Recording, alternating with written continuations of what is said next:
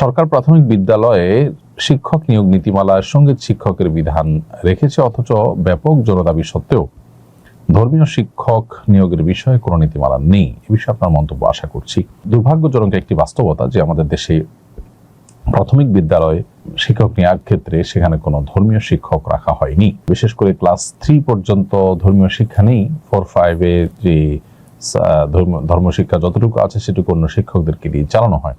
এটা খুবই আপত্তিকর একটি বিষয়। আমাদের বাচ্চাদের জীবনের শুরুতে যদি নৈতিক শিক্ষা, ধর্মীয় শিক্ষা তাদেরকে না দেওয়া হয়, তাহলে এই বাচ্চারা পরবর্তীতে ধর্মীয় মূল্যবোধ এর অভাব তাদের মধ্যে থাকবে এবং সেটা নিয়ে তারা বড় হবে। আজ সমাজে যে অস্থিরতা আমরা দেখতে পাচ্ছি, সমাজে যে গ্যাপটা আমরা দেখতে পাচ্ছি, তরুণদের মধ্যে যে বিপদগামিতার প্রবণতা আমরা দেখতে পাচ্ছি, এটি দূর করবার জন্য আমাদেরকে অবশ্যই ধর্মীয় শিক্ষার ব্যাপারে গুরুত্ব আরোপ করতে হবে। বিধায় সঙ্গীত শিক্ষক, সঙ্গীত শেখানোর শিক্ষক যদি থাকে, তাহলে ধর্মীয় শিক্ষক থাকা কত গুরুত্বপূর্ণ হতে পারে। সঙ্গীত শেখাতে চান এদেশের কয়জন মা বাবা তার সন্তানকে, কিন্তু দিন শেখাতে চান কত মা বাবা। গণদাবি যদি পূরণ না করা হয়, তাহলে সেক্ষেত্রে গণতন্ত্রের নামে এই তামাশা বন্ধ করা উচিত।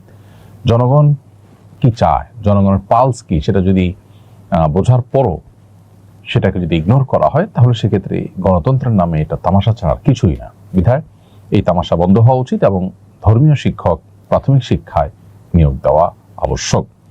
শুধু তাই নয়, আমরা অতি সম্প্রতি জানতে পেরেছি যে উচ্চ মাধ্যমিকেও ধর্মীয় শিক্ষা এটাকে ঐচ্ছিক করার সুপারিশ করা হয়েছে বা ঐচ্ছিক করার প্রক্রিয়া চলমান আছে। তো এটা যদি সত্যি পদক্ষেপ নেওয়া হয়, তাহলে সেক্ষেত্রে সেটা হবে আরো বড় দুর্ভাগ্যজনক বিষয়। অন্য আরো গুরুত্বপূর্ণ যে শাখাগুলো আছে, বিষয়গুলো আছে, সেগুলোর পাশাপাশি ধর্মীয় শিক্ষাটাও বাধ্যতামূলক রাখাটা অপরিহার্য। আমরা যেখানে আমাদের সমাজে অধঃপতন দেখতে পাচ্ছি, সেখান থেকে উত্তরণের জন্য আমাদের সন্তানদেরকে গুরুত্বের সাথে ধর্মীয় শিক্ষা, ধর্মীয় মূল্যবোধ শেখানোর তাগাদা আমরা প্রতিদিন অনুভব করছি। সেখানে সেই জায়গা থেকে আমাদের আরো পেছনে সরে যাওয়া, এটা পাশ্চাত্যপদতা ছাড়া আর কিছুই নয়। এদেশের সাধারণ সর্বস্তরের মানুষ কি চায়, তাদের সন্তানকে ধর্মীয় শিক্ষা দিতে চায় কিনা। এদেশের প্রত্যেকটা মা বাবা তাদের সন্তানদেরকে দিন শেখাবার জন্য আলাদা হুজুর, আলাদা শিক্ষক তাদেরকে বাসাবাড়িতে নিয়োগ দিতে হয় এবং সে তারা টাকা পয়সা খরচ করে করেন। এখান থেকে তাদের আগ্রহ বোঝা যায়। সঙ্গীত শেখাবার জন্য কত পার্সেন্ট বাবা মার আগ্রহ আছে এবং কত পার্সেন্ট বাবা মা টাকা পয়সা দিয়ে সন্তানকে সঙ্গীত শেখান, তার পার্সেন্টেজটা কত। এর বিপরীতে কোরআন এবং ধর্মীয় শিক্ষা এটা দেওয়ার জন্য বাবা মার সিরিয়াসনেস কত বেশি, রেশিওটা। তো এই দুইটা চিত্রকে পাশাপাশি রেখে যদি আমরা পর্যালোচনা করি, আমরা দিনের আলামত দেখতে পাই যে সঙ্গীত শিক্ষা দেওয়ার জন্য প্রাথমিক শিক্ষায় শিক্ষক নিয়োগ দেওয়া এটা রীতিমতো আরোপ করার মতো একটা কাজ, যেটা আসলে আরোপ করতে চাওয়া হচ্ছে।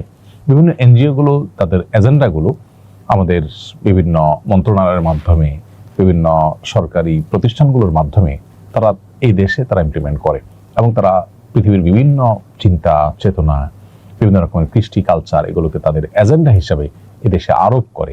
এটি তেমনই একটি এজেন্ডা। অতএব আজকের এই ইন্টারিম গভর্নমেন্ট যদি জনগণের আশা আকাঙ্ক্ষার প্রতিফলন না ঘটাতে পারে, তাহলে জনগণের আশা আকাঙ্ক্ষার প্রতিফলন আর কখন ঘটবে?